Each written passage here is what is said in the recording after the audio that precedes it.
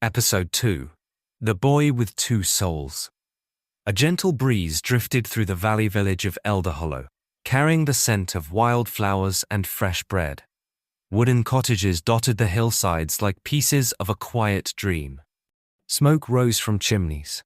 Children laughed in the distance, and somewhere amid the peace, a baby named Kaito opened his eyes to the morning sun. He was barely 5, yet something inside him had always felt older, a quiet awareness resting behind his curious gaze.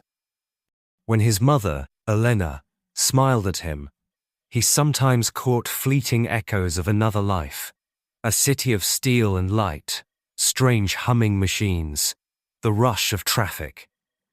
They vanished before he could grasp them, leaving only questions he was too young to ask. His father, Ronan Lorien, was a blacksmith, with rough hands and a heart full of warmth. He often lifted Kaito onto his shoulders while working near the forge, the rhythmic clang of hammer on metal echoing like a lullaby. "See, little one?" Ronan said, sweat glistening on his brow. "A blade's strength isn't in the metal, it's in how you temper it." Kaito watched the sparks dance, mesmerized. Something about that phrase clung to him. Strength through tempering. It reminded him of lessons long forgotten, from teachers, mentors, and a life where courage had once cost him everything. At night, his mother told tales by the fire, stories of heroes who slayed dragons, mages who moved mountains, and the divine cycle that guided souls to new beginnings. Kaito listened quietly, his small fingers curled around the hem of her dress. "Mama," he asked one night, his eyes reflecting the flicker of the flames, "what happens when someone dies?" Elena hesitated. "The gods watch over them, dear. If their hearts are pure, they're given another chance, a new life, to learn again." Kaito nodded slowly, a faint sadness crossing his face. "So, that's what this is," he thought. "My second chance." By 7, it became clear Kaito was different. He could count faster, reason more deeply, and remembered things no one had ever taught him. How to draw strange symbols that resembled equations, how to make tools more efficient. When asked where he learned it, he could only shrug. Ronan laughed it off at first. "Our boy's got the wit of 10 scholars. But Elena felt a quiet awe mixed with unease. "It's as if he's lived before." Kaito wasn't sure himself. His dreams were haunted by flashes, the blinding lights of a city, the sound of screeching tires, the moment he pushed someone away from danger, and the final stillness that followed. He didn't understand why he remembered, but he knew one thing: he wouldn't waste this life. Magic in Elder Hollow was a whisper, used by healers and travelers, but rarely practiced by common folk. Yet one morning, while helping his mother start the fire, Kaito reached toward the hearth and whispered the word she always used: Ignis. A small blue spark leapt from his fingertip. Elena gasped, dropping the wooden spoon. "Kaito, did you see that?" He blinked. "I just wanted to help light it." Ronan ran from the forge when he heard the commotion. The flames still danced, impossibly alive, shaped like a delicate feather. The boy stared at it, not frightened, but fascinated. Deep in his chest, something clicked, like the memory of a forgotten skill finally restored. That night, while everyone slept, he snuck outside. Under a canopy of stars, he practiced, whispering small words, focusing his breath, feeling the energy flow through his veins. The world seemed to hum in response.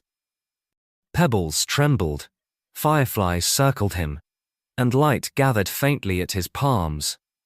Times the sparks fizzled, sometimes they exploded, but every failure felt like progress. Magic is like breathing, he realized. You just have to remember the rhythm. As months turned into years, his little tricks became useful. He could light torches instantly, all-heated metal for his father, or make crops grow a little faster by channeling warmth through the soil. The villagers adored him, the boy who brought tiny wonders into their simple lives. Children followed him around, begging for floating stones and dancing lights. He always smiled, performing small feats that filled the evenings with laughter. But even as joy spread, whispers began. That boy, he's blessed or cursed. No normal child learns that fast. Kaito heard the rumors, but never let them weigh him down. He remembered fear, sorrow, and sacrifice from his past world. Compared to that, this village's doubt felt light as dust. If I can help even one person smile, he thought, then I'm doing something right. One evening, a storm rolled across Elder Hollow. The villagers huddled inside as thunder cracked and rain hammered the roofs. But amid the storm, a stranger appeared at their door, an old man wrapped in a weathered cloak, staff in hand, his eyes like polished amber. Elena hesitated before opening the door. Sir, you'll catch your death out there. The man bowed slightly. My apologies. I sensed an unusual presence in this place. May I come in? Ronan frowned, but the stranger's aura was neither threatening nor weak. When he entered, his gaze fell upon Kaito, now 11, sitting near the fire with a book of village stories.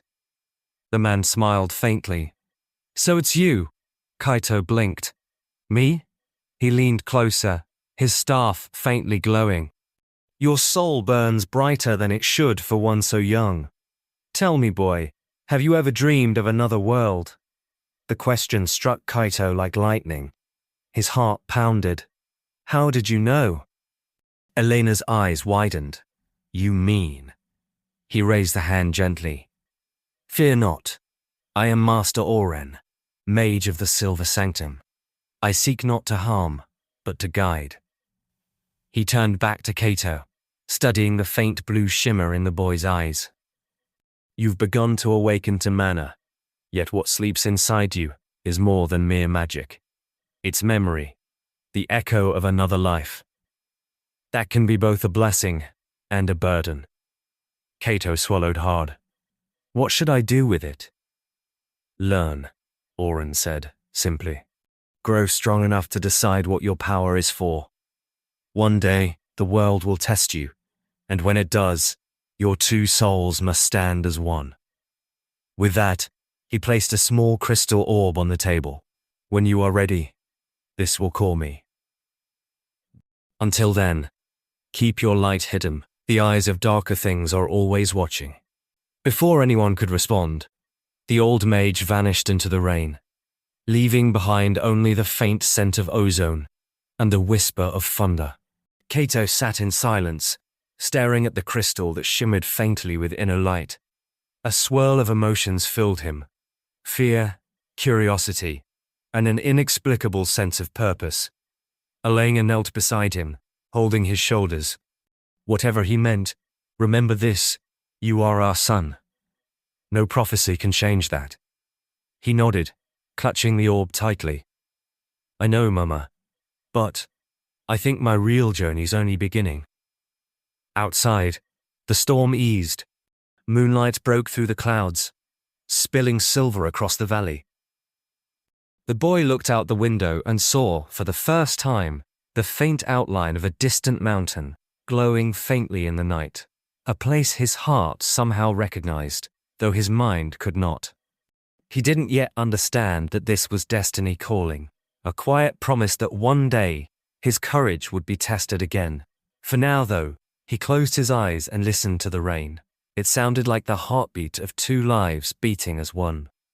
And thus, the legend of Kaito Lorien, the boy with two souls, began to stir beneath the stars. Stay tuned for the next episode. How did you like this story? Please like and share this video and subscribe to our channel. Share your thoughts in the comments. Your feedback will motivate us to bring you more inspiring stories.